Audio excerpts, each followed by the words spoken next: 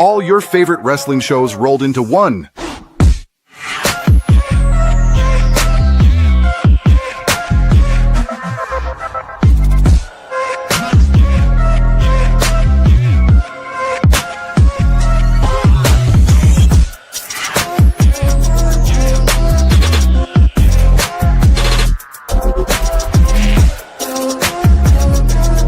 Welcome to the We Book It podcast. Let's start the show. Hello, ladies and gentlemen, my singles and tag team compares, and welcome to the Friday Night Lowdown, Throwdown, Hoedown, Bring It Around Town, Crack an Egg, or whatever you want to call the show. I am your host, a two-time Booker of the Year, and also currently a fantasy football champion. They call me the Freaky One, but I am also known as Fritos. In tonight's show and SmackDown, they were across seas, continuing the European tour over in London. We started tonight's show with a special entrance from Drew McIntyre with a bunch of Scottish bagpipers playing his music, some bagpipes starting out. Then Drew came out, making his way to his ring, cutting a promo, basically saying, I did deserve this. And also, where were you? Where were you, fans, all these years when I was getting my ass beat by the Bloodline, on when Cody was being unfair, the refs are unfair, and all that? And then dropped a little pipe bomb on us, if you will, about the contract. So I guess Drew snuck in something with some invisible ink stating that Cody has a no compete clause for a repeat match with it. Then after hearing that, we hear music with Randy Orton coming out. Randy told him that we still have some history. I don't like you, you don't like me, but he is coming for that championship. Then bam, out of nowhere, Jacob Fatu's music played, and Drew looked scared and started making a beeline out of the ring. While Randy was just standing there waiting, seeing what was really going on, we have a surprise attack from The Miz, starting off your first match of the night and kind of starting laying out the groundwork for the Fatal 4-Way tournament to figure out who's going to be Drew's first competitor. Like I said, the A-lister came out and basically attacked Randy. The match started and break and saw The Miz maintain control until Orton nailed him with a pair of clotheslines and snap power slam. He dropped the A-lister on an announce table 3 times, hitting a draping DDT. The Viper scored the win with his with the RKO, which this was going to be a predictable, especially after having Randy come out there. It was a good match. I mean, I know the guys talked about it, how they don't, or who was it, Virgil? I can't remember, said he didn't want another Randy versus Drew. I want it. I mean, WWE is going to keep stringing this on that Randy's going to finally get, number 15. So I say, let's string us along for a bit. We know he's not going to take the title off, so screw it. Just have a little fun to see what else can happen. Take a little sippy sip of my adult beverage here. Ooh, delicious. Then this leads into our next match of the night. A women's tag match between Charlotte Flair and Alexa Bliss and Julia versus Kiana James. Before the match started, we had a couple backstage segments. One, Dragunov going up to Drew said, we've never really faced each other, but I'm coming for that. Then we also got a little pre-tape promo from Uncle Howdy and the Wyatt Six regarding MFT stealing Bray Wyatt's lantern.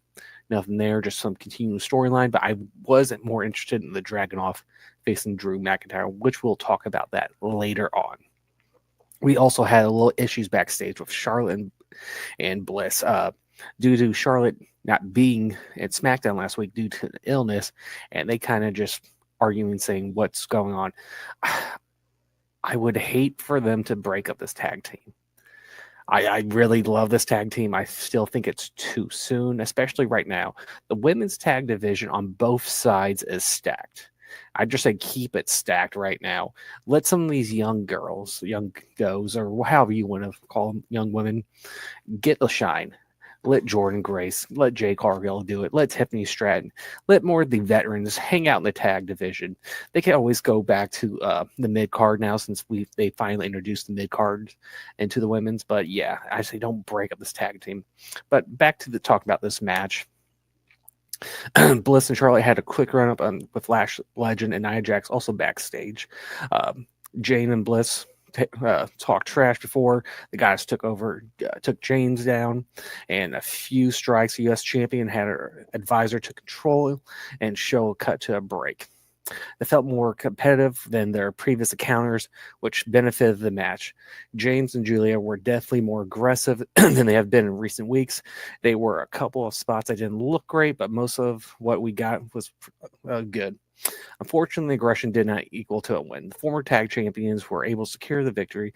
Weren't able to secure the victory to Bliss, hitting James with a sister Abigail.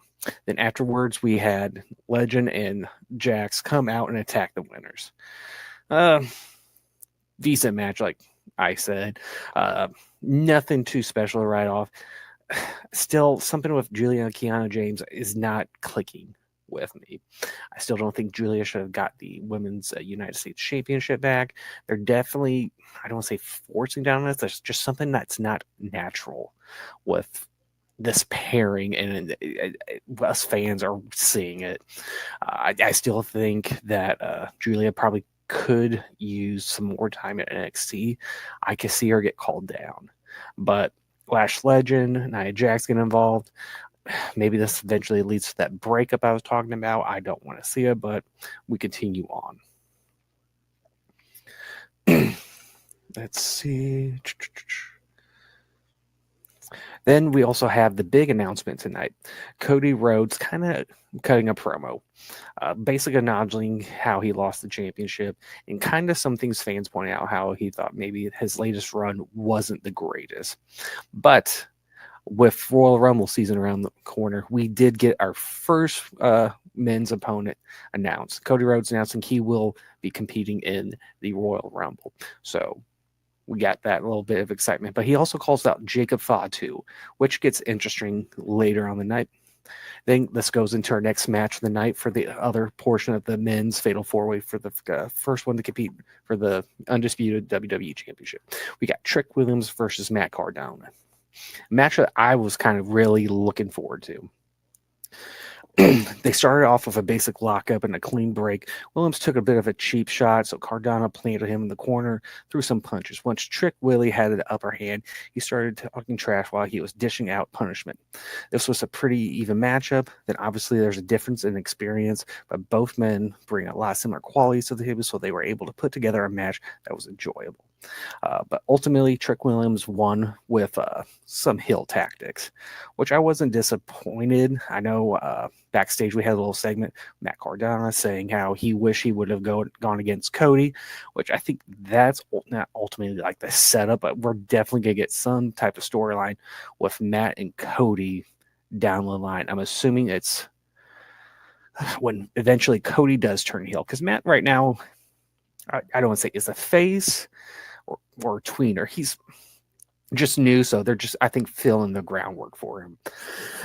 But after that match, we have the hottest rising superstar who is not fine with toxicity, masculinity. And I'm talking about the one and only Kit Wilson. He comes out from Gorilla, comes on down the ramp, looks at Trick Williams, continues. As he's passing Matt Cardona, he attacks him, throws him into the stage. His music was stopped. Then as soon as he started walking, music hits again. He cuts a promo saying how he's tired of this toxicity and he is the solution for it. Then out of nowhere, Jacob Fatu destroys him. And I love it. Then he starts cutting a promo saying, Cody, get your bitch ass out here. We're going to run this. And the two men go at it. This is definitely setting up a great little feud between them. And something I like. We still need to know the storyline with Jacob and Drew, but if this is going to be a little bit of a filler before then, I'm all for it. Then your next match for the Fatal 4-Way contenders is Damian Priest and Solo Sikoa. Let me scroll down. Solo Sikoa and Priest, like I said, we're at the spot for the Fatal 4-Way. As usual, the rest of the NFTs were by Solo Sikoa's side. Both of these guys are powerhouse brawlers, so it didn't take too long for us to start throwing strikes. Priest found himself getting attacked by the NFTs when Solo Sikoa and had the ref distracted before the break. We turned to see Damian Priest still being dominated by Solo. The two previous qualified matches didn't feel like they were being staked, but Solo and the Priest had a good job making this feel important. Important match for these two. The ref called Tala Tonga cheating and booed him out the ring. Solo started taking on a little bit more offensive. Then lights go out. We finally have Wyatt 6 come out and start attacking the NFTs. We had a couple of moments where Uncle Howdy had a chance to take the lantern. Solo got it back. Then ultimately Priest came in for the win. Then afterwards, we saw Tala come back, basically drop Uncle Howdy before he was able to take the lantern, and Solo with them slump off. Good match. Right call. Yeah, since you got this feud with the Wyatt 6 and MFTs, it makes sense why Priest is the next in the Fatal 4-Way, and he does have history with Damien. Nothing really too much to write off. It just makes more sense from a bookings standpoint. Next is the U.S. Open Challenge. Carmelo Hayes versus a surprise opponent, which is Leon Slater from TNA.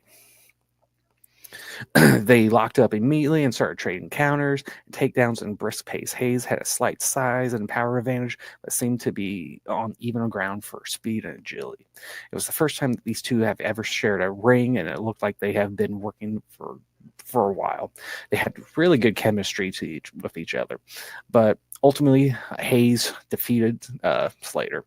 I thought this match was fantastic. We were definitely seeing the bright side of the TNA partnership. I've said this before. I wish it wasn't just on NXT. I always thought it was kind of a one-sided deal with this. So I'm glad that they finally brought someone from TNA up onto SmackDown. I know we had Joe Hendry last year in WrestleMania, which I thought was a great part of the partnership. I think if we start getting more of this TNA on SmackDown, it makes more sense, especially with how they've had their first debut show on AMC this past week.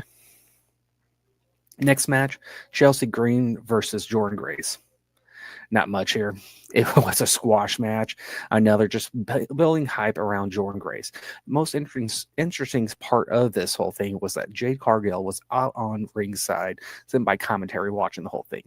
After the match, Jordynne basically called out Jade, said, if you're done babysitting that title, come in this ring. Let's throw this fade. And then, of course, Jade's on the ringside, getting in Jordynne's face. And Chelsea is about ready to attack Jordynne, but Jordynne snuck out and struck Jade. So they're definitely building this up. Definitely Jordynne's not going to win if they do something at the Saturday Night Main Event or Rumble. But it's definitely a great filler, and just to get some shine on the next up-and-coming women's superstar up in there. Then your final match for the Fatal 4-Way. It is Sami Zayn versus Ilya Dragunov. What can I say? This match was fantastic. We did have a little backstage segment of Drew McIntyre and Sami Zayn, which then ultimately Sami did take the win with a hula kick. But Ilya has been nothing but short of fantastic since his return back from injury on SmackDown. Is this the right call? No, I truly think Dragunov should have been the ultimate winner here if you're trying to have Sami win Rumble, which is what we've all predicted here at the We Book It channel. But it was great shine for Dragunov. I mean, they've teased a couple other feuds, but we'll wait and see what happens. But this has been their Friday Night Throwdown, Lowdown, Hoedown, hosted by yours truly, the freaky one, Fritos. Remember to like, share, and subscribe to the channel. Without fans like you, we wouldn't have this channel. And make sure to tune in on Monday nights and on Tuesday nights for Raw Dog Monday with Coach. Tuesday night, who's up next in NXT with Virgil. Was it Big Daddy C? He's doing a new recap show of both AEW shows on Saturday, so keep an eye for that. I believe we are now talking about trying to do a TNA show, so definitely keep your eye open. And of course, every Sunday, all of us boys together talking about wrestling from all the recap of the week and hypotheticals. So make sure to come by, and remember to keep those booking pencils sharp and keep on booking. Have a good night.